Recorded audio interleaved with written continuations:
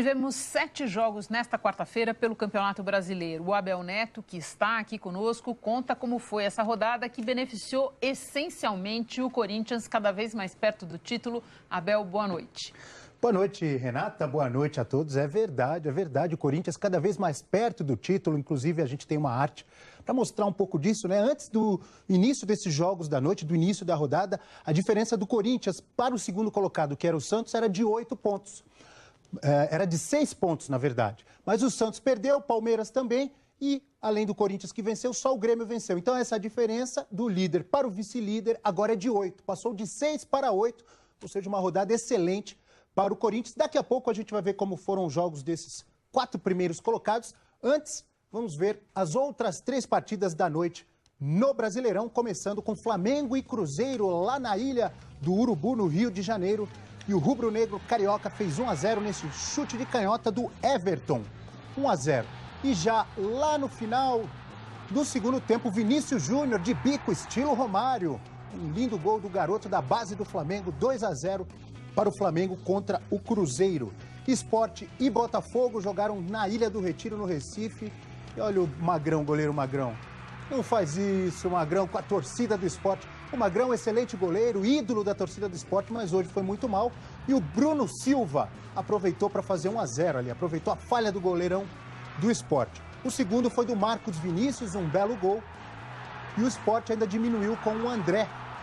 2-1, vitória do Botafogo. Sport na zona do rebaixamento, hein? Quem também está na zona do rebaixamento é o Avaí, que jogou em casa e saiu na frente com esse belo gol de falta do Marquinhos.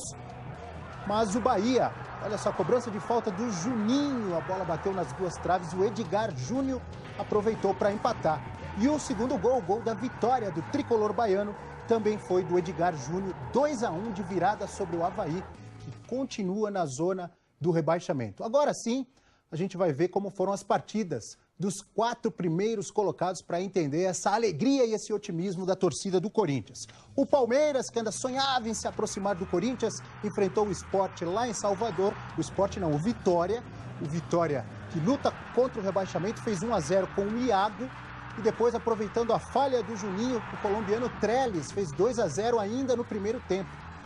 O Dudu de cabeça diminuiu, deu esperança de uma reação para o torcedor palmeirense. Mas o Iago, olha aí o Dudu, mas o Iago fez o terceiro, 3-1 para o Vitória. O Vitória começou a rodada na zona do rebaixamento. Com essa vitória, deixou o Z4. Vitória importante da equipe baiana sobre o Palmeiras. Quem também sonhava ou tinha esperança de se aproximar do Corinthians era o Santos, que enfrentou o Vasco na Vila Belmiro, fez 1-0 com o artilheiro Ricardo Oliveira. Se o Santos vencesse e o Corinthians perdesse, a diferença ia de 6 para 3 pontos. Com isso, tanta esperança e alegria a gente vê aí do Ricardo Oliveira. Mas o Vasco empatou o jogo aos 39 do segundo tempo, hein? O Santos vencia até 39 e o Evander acertou esse lindo chute, um golaço, para empatar para o Vasco. E outro gol bonito de falta do Nenê. Olha aí, ó, o Vasco venceu o Santos de virada. Esse gol foi aos 47 do segundo tempo. 2-1 na Vila Belmiro de virada. Ponte Preta e Grêmio em Campinas, no Moisés Lucarelli. E o goleiro Marcelo Groio, que outro dia já fez uma linda defesa na Libertadores da América. Hoje foi bem demais também, olha. E a gente vê nessa repetição que a bola realmente não entrou, não passou da linha. O Marcelo Groio ajudando lá atrás e lá na frente.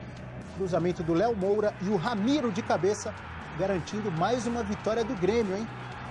O Grêmio que está na final da Libertadores e com essa vitória assumiu a vice-liderança novamente do Brasileirão.